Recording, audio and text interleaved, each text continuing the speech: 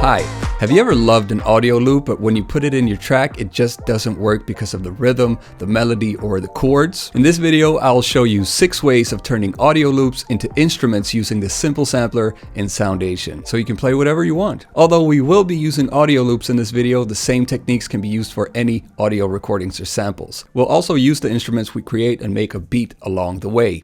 To start, I have set up some drums with the beat maker.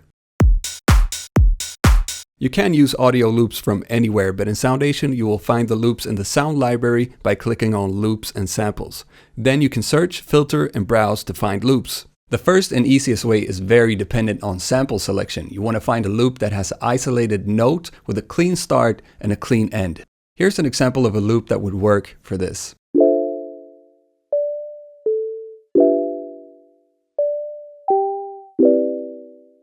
Let's drag it to this area to create a simple sampler channel. If I press a note now, it will just play the whole loop.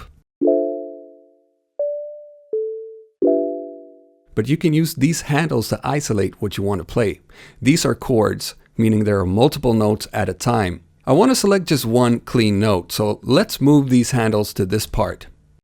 I will zoom in so we can get a better look. You can see how there's a clean start and it fades away naturally. This is ideal for this. Put the starting point right before the transient and include as much of the tail as possible. So right before the next transient starts. Now I can play whatever melodies and chords I want.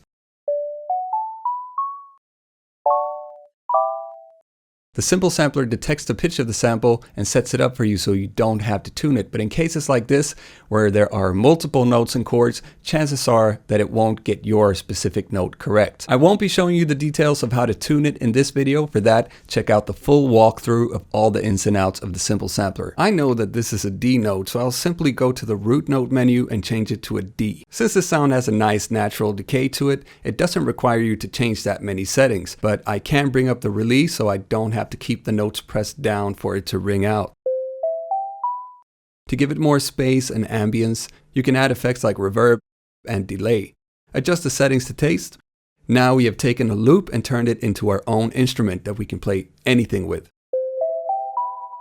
But this was pretty much the ideal scenario where we could isolate a clean single note. Let's see what happens if I sample one of the chords instead.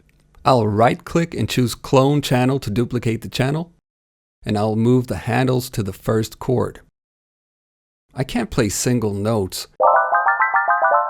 which limits what can be played. One plus side is that you can play full chords by playing just one key. On the other hand, you're locked to a specific chord type, but you can still move it around to different root notes. Usually you want to mix different chord types at different pitches, but you can embrace the sound of being locked to just one chord. This is popular in genres like house and techno. I've got these two instruments playing some chords and a melody to the beat, and this is what it sounds like.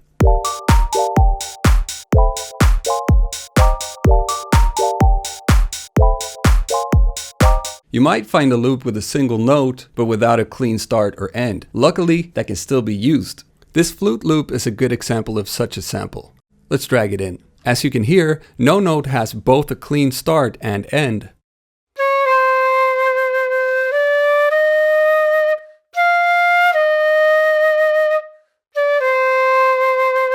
So we have to work around that. For this technique, choosing a longer note will give a better result. So let's listen for long notes. The note around here sounds like a good choice, so let's move the start and end points and zoom in a bit. Keep listening, adjust the handles, and make sure to cut out all of the sound from the other notes. If the loops have effects like reverb or delay, there might be some overlap, and you want to make sure to cut out all of that as well. If you need to, you can make the notes last longer by looping them. Do so by enabling the loop and adjusting the yellow loop handles. Then open up the loop options. When we play it now, there is a very noticeable cut and click when it loops. To make it transition smoother, increase the crossfade. Experiment with the value to make it sound natural. You can also experiment with the loop direction. Depending on the sound, one might sound better than the others. If forward sounds too much like a loop, try ping pong. I find it less noticeable since it breaks up the pattern a bit by essentially doubling the loop length. And keep adjusting the loop handles to find the sweet spot. In cases like this where you don't have a clean end to the sample, it's best to change the release mode to loop, especially if you want a long release. This way it'll keep looping when the sound fades away after you've released the note. For this sound, I think about 200 milliseconds sounds good for the release. And since we don't have a clean and natural start to the sound, we can adjust the attack to make it more natural. Right now, it sounds too abrupt. What sounds natural depends on the sound. This is a flute sound, which usually has a soft but not too slow attack. 100 milliseconds or so sounds good. And of course, you don't have to make it sound natural. You can make a creative choice to make it sound however you want. Another thing to consider is what playback mode you should use. Right now it's polyphonic, meaning you can play multiple notes at a time. The flute is a monophonic instrument though, meaning it can only play one note at a time. So let's change it to mono to get a more realistic playing style. If you want, you can activate glide to make the pitch transition from one note to another when the notes are overlapping.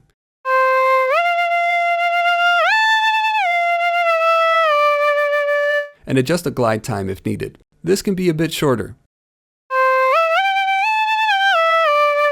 It's not that realistic on a flute to glide between notes, but it sounds cool, so who cares? Now just add some reverb and delay and we got an awesome flute lead. I will add this sound to the beat.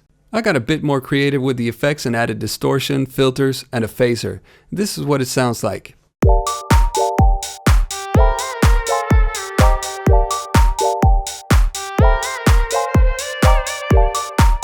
Since playing different notes on the simple sampler will change the speed of the playback, it can be difficult to sample the rhythms of the loop, but you can still use them more creatively. I have this bass sample loaded in the sampler with the loop enabled. When played around the original pitch and tempo, you can hear the intended rhythm. But when you change the note, the rhythm will become faster or slower. So it isn't that usable since the rhythm won't sync up with our song. It's just going to end up sounding messy and chaotic. But what if we embrace the chaos? Let's make the rhythm faster by changing the octave. The rhythms start to sound more like a tremolo effect, where it doesn't have to be perfectly synced to sound good. And when you play a chord, the different rhythms weave together to form clusters of diffuse fragments. It creates a really interesting sound with a lot more movement, complexity, and texture than one single note. After adjusting the envelope and adding some filters, delay, and reverb, this is what I ended up with.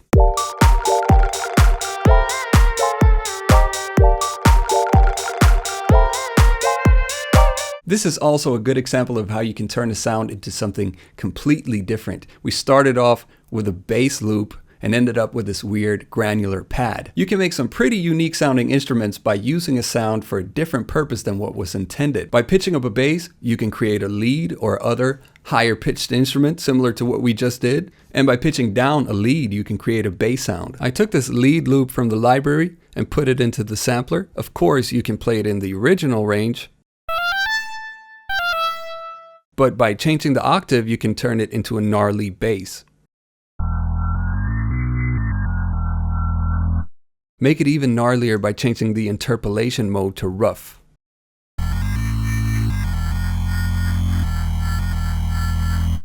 Add some distortion to beef it up.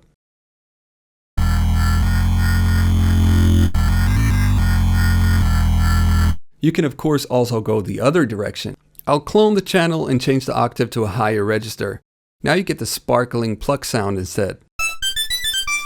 Add a high-pass filter to get rid of the muddy low frequencies and add some reverb and delay to make it more atmospheric.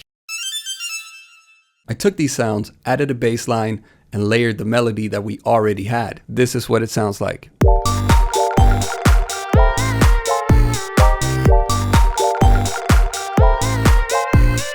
So far, we've only sampled tonal sounds, but did you know that you can turn any sound into a tonal instrument?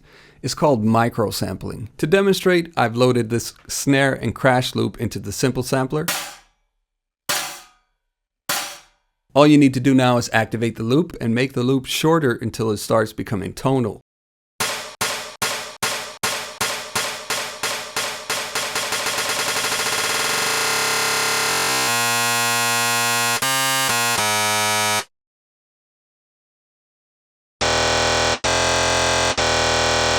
Open the loop options and change the release to loop. Keep adjusting the loop until you like the tone of it. Changing the loop length will also change the pitch, so make sure that you tune the sampler after you adjust it. I've adjusted and tuned it now, and this is what it sounds like. Depending on what you sample and how short you make the loop, you can get wildly different sounds. And you can now take this in a bunch of different directions. You can turn it into a pad by adjusting the envelope to have a longer attack and release, and maybe add some effects.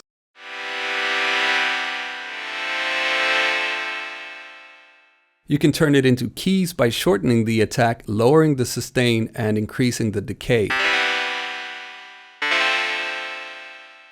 You can turn it into a lead by resetting the envelope and changing the playback mode to monophonic. And you can turn it into a bass by playing it at a lower octave and removing the effects. I ended up using this sound as a bass and layered it together with the bass that we already had, and this is the final result.